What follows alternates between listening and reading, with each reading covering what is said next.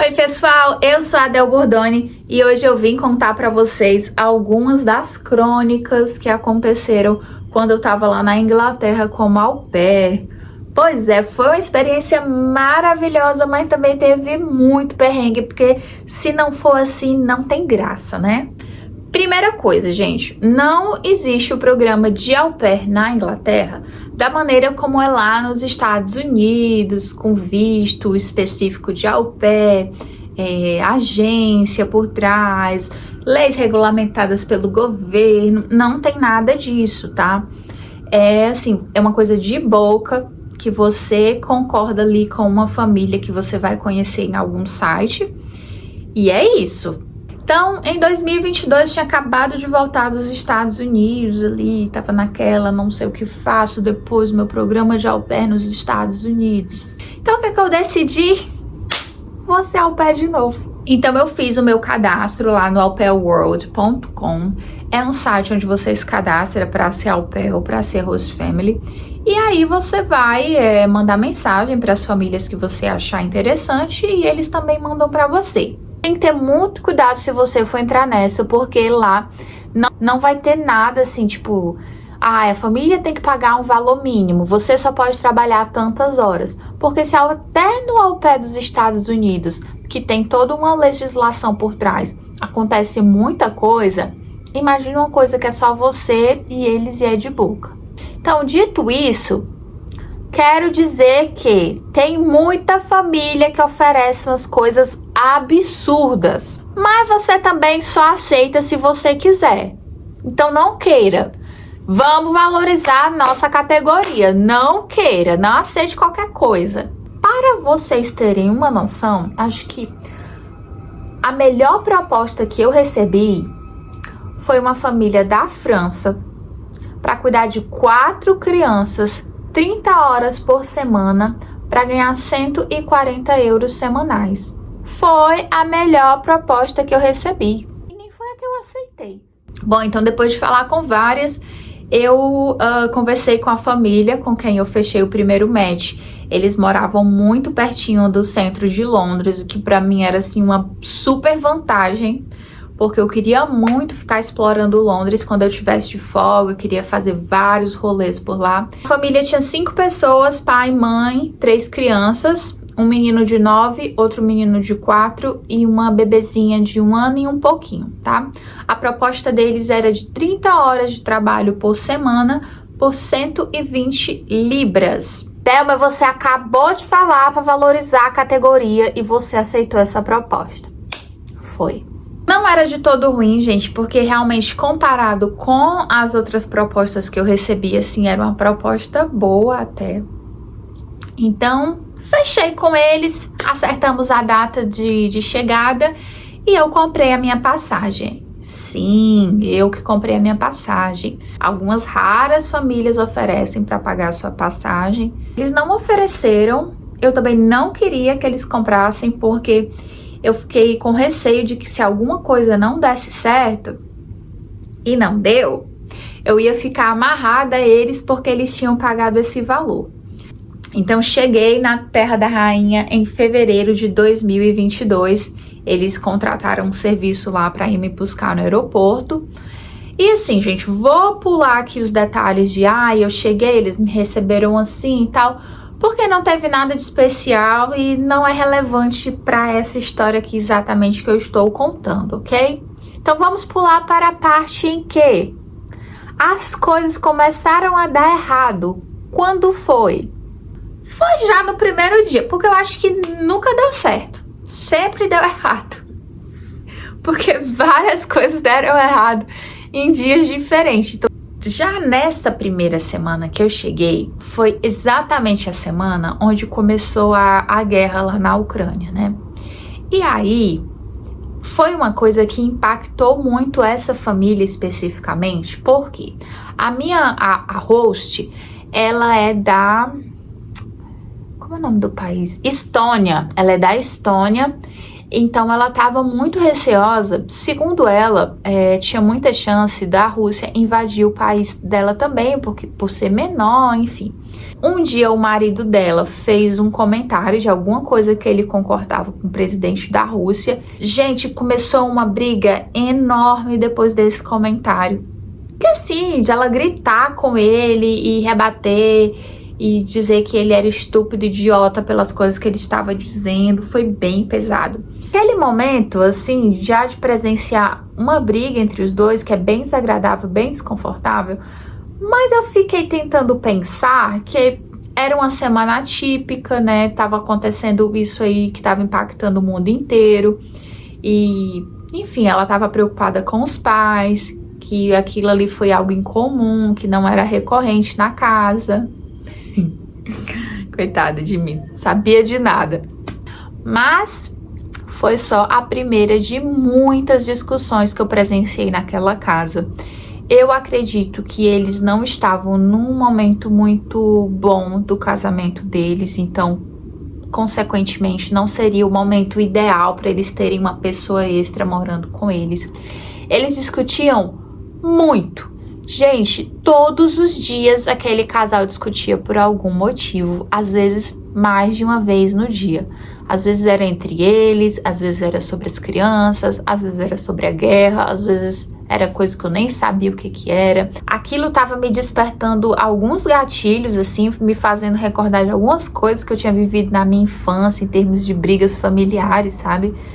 E não tava me fazendo bem. Às vezes eu queria fazer alguma refeição e eles estavam na cozinha discutindo e eu ficava assim no quarto, esperando a briga terminar para eu poder ir comer. O motivo também que me fez pensar sobre o rematch foi que eles não me contaram que as crianças tinham special needs, né? Tinham necessidades especiais.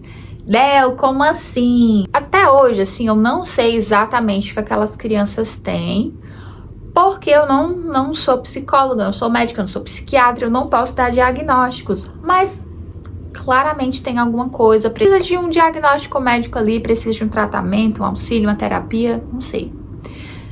O menino mais velho, ele era uma criança extremamente ocupada o tempo inteiro. Ele estava numa turma avançada na escola, que depois a mãe me explicou que essas turmas são as preferidas, assim, quando começa o processo de admissão lá na faculdade. Eles já estão pensando nisso, mas o menino tem 9 anos. Enfim, é o jeito como as coisas funcionam lá. Então, assim que ele chegava em casa, gente, ele sentava na mesa e começava a fazer um monte de atividade. Todos os dias. Além disso, ele tinha esportes, tinha natação, ele era escoteiro, então tinha um dia à noite que ele tinha um clubinho dos escoteiros que ele ia.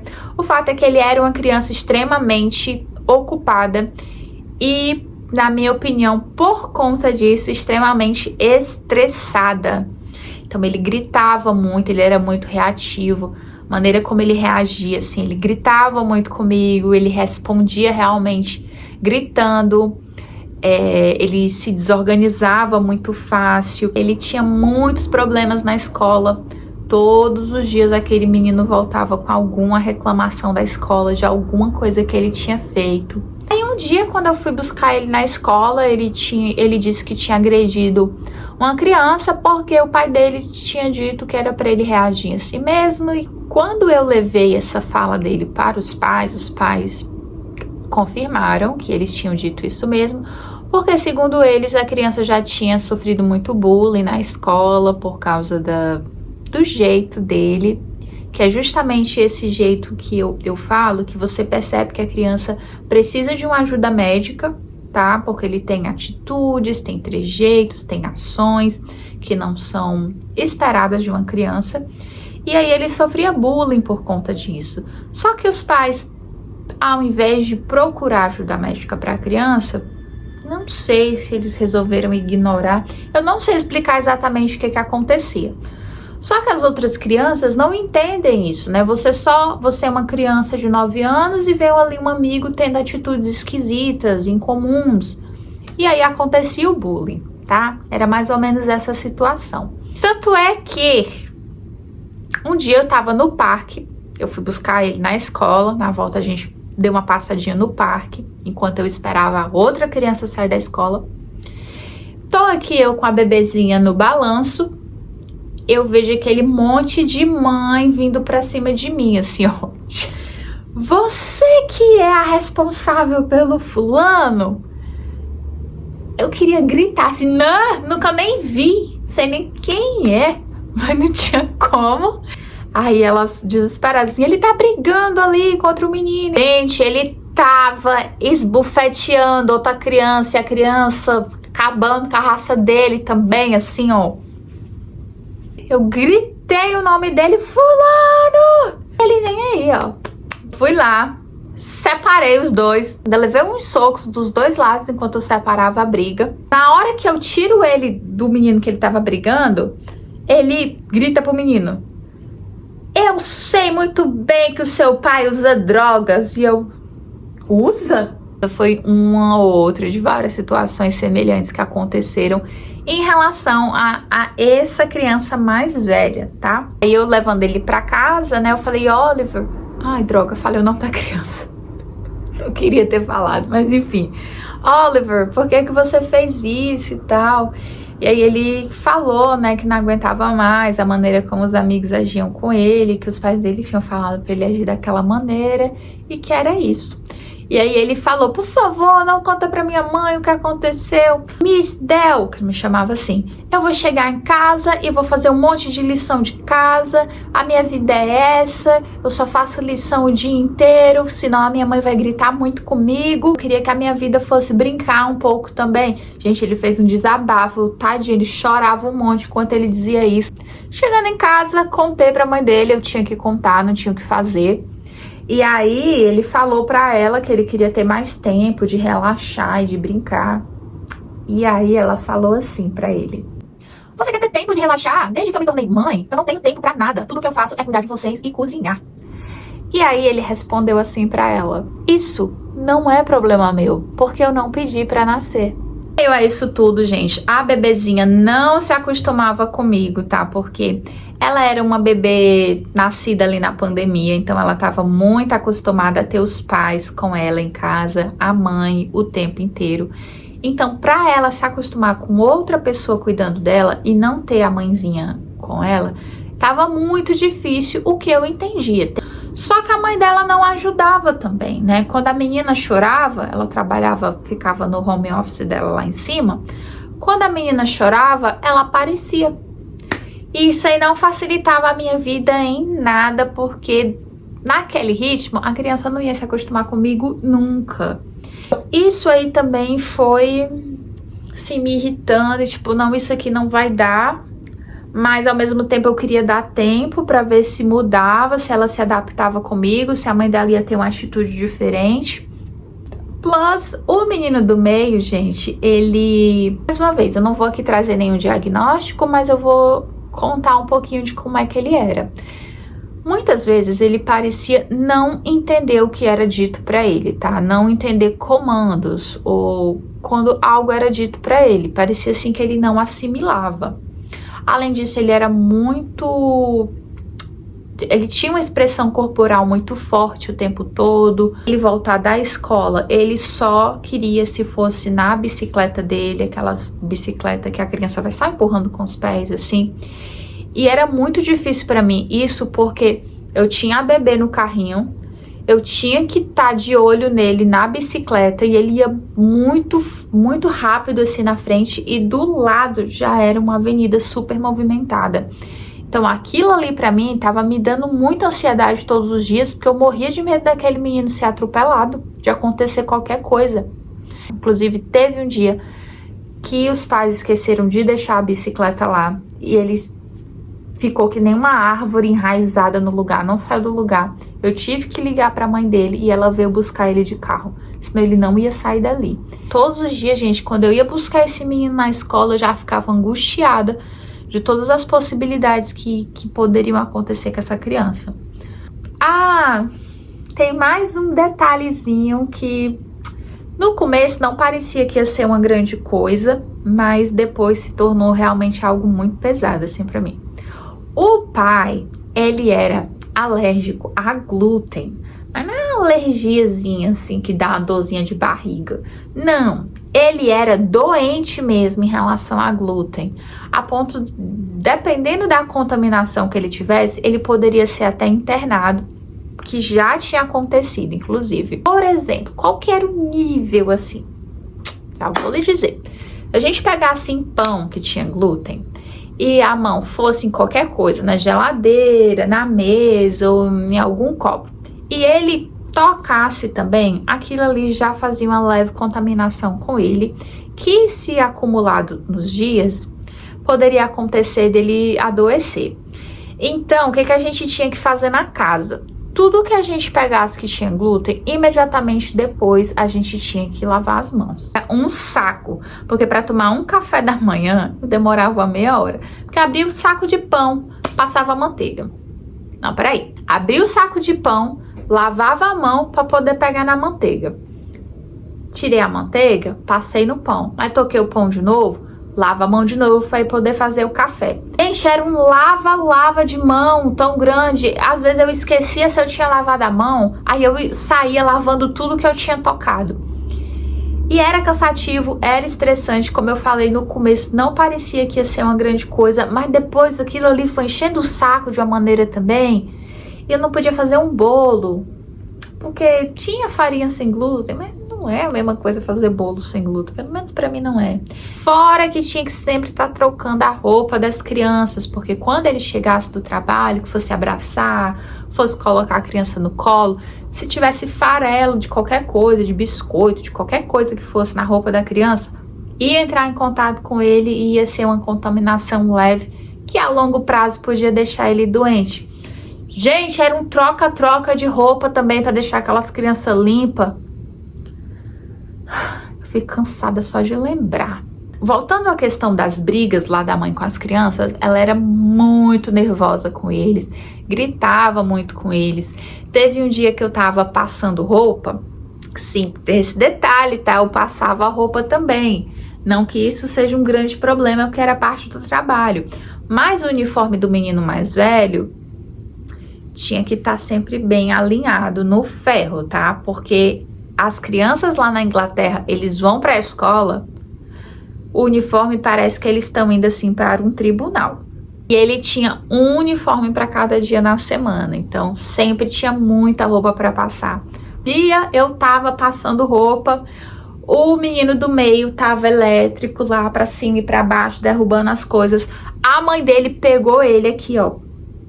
What's wrong with you? E simplesmente jogou ele. Ele caiu no sofá assim, ó. Ui! Puf! E com ferro, eu fiquei... Eu sou canhota, tá? Eu passo roupa com essa mão.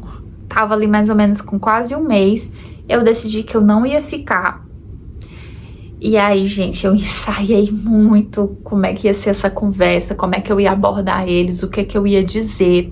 Porque não é fácil. E também eu não queria falar pra ela exatamente isso aqui que eu tô contando pra vocês. Porque não tinha jeito de eu chegar e dizer, olha, acho que você não tá numa fase boa do seu casamento, pra ter uma pessoa mais morando com você, vocês estão me dando muitos gatilhos, vocês não foram honestos sobre as crianças de vocês quando a gente fez a entrevista. Eu tô doida pra fazer um bolo aqui de cenoura com calda de chocolate, eu não posso por causa do seu marido. E eu gosto muito de bolo de cenoura com calda de chocolate. Então eu vou embora. Não tinha como dizer isso de uma maneira muito legal, assim, que ela não fosse ficar muito ofendida. Aí eu decidi ter uma atitude muito madura. Aí eu mandei uma mensagem no WhatsApp. Tem um textão assim no WhatsApp, falando alguns pontos. Mas nem adiantou mandar texto no WhatsApp, porque daqui 5 minutos nem ela tava batendo na minha porta pra gente conversar. Ah, por falar nessa porta, essa porta do quarto não tinha tranca, tá? Então, não muito raramente, tinha criança entrando no meu quarto do nada. Tem esse detalhe aí também, que me irritou também. No final, tipo, poxa, não tem nenhuma tranca na porta? Se eu quiser ficar andando nua aqui nesse quarto, eu faço como? E aí a gente foi conversar, e aí ela falou, Ai, Del, eu não tinha ideia de que você não estava feliz aqui em casa. De novo, aí eu falei algumas coisas que estavam sendo difíceis pra mim, que não dava pra eu continuar, que eu achava que a gente não era um bom match, e então que eu queria sair. Ela ficou realmente, na hora, ela ficou muito surpresa. E aí o pai olhou pra mim e falou assim: nossa, Del, se você for embora mesmo, eu vou ficar com inveja de você, porque eu não posso ir embora. Aí eu dei pra eles, eu falei que ia ficar 2 semanas depois dali, pra que eles tivessem tempo de arrumar alguém, né, pra não ficarem na mão. E aí, nos dias que se seguiram, foi o inferno, tá? Porque no começo ela ficava tentando ser muito legal, assim, pra ver se revertia. Mas eu já tava muito decidida que eu não ia ficar. Então ela foi no mercado, comprou vários biscoitos diferentes pra mim, que eu gostava. Ficava me elogiando o meu trabalho. E realmente ela sempre falou que gostava muito da maneira como eu cuidava das crianças, com a maneira como eu lidava com as situações. Então ela não queria que eu fosse embora. Mas daí, gente, quando ela viu que não tinha jeito, que eu não ia mudar de ideia, ela começou a ser muito ríspida, muito fria, muito indiferente, ficava me dando indireta. Ai, deixa, ela já quer ir embora, ela odeia a gente. Ela falava esse tipo de coisa pras crianças, sabe? Que eu ia embora porque eu odiava eles. Que era tipo, meu, como que você diz isso pra uma criança, sabe? Aí no meu último dia com eles, quando deu 7 horas em ponto, que era o horário que eu ficava off, ela virou pra mim e falou: vai lá, pode ir embora. Você tá livre agora da gente. Como eu fiquei, tipo, estática, ela: vai, pode ir. Ainda fez assim, ó. E ali, realmente, eu arrumei minhas coisas e fui. E foi a melhor decisão que eu tomei. A minha próxima host family que eu conheci foram incríveis, foram maravilhosos comigo. Eu tive uma experiência excelente com eles. Eu espero que vocês tenham gostado, espero que tenham aprendido alguma coisa, ou que tenha servido pelo menos de entretenimento aí pra vocês. Deixem o like, deixem comentário, me ajudem a engajar nesse vídeo para que eu possa trazer mais conteúdo das próximas vezes. Um beijo, um cheiro e até a próxima!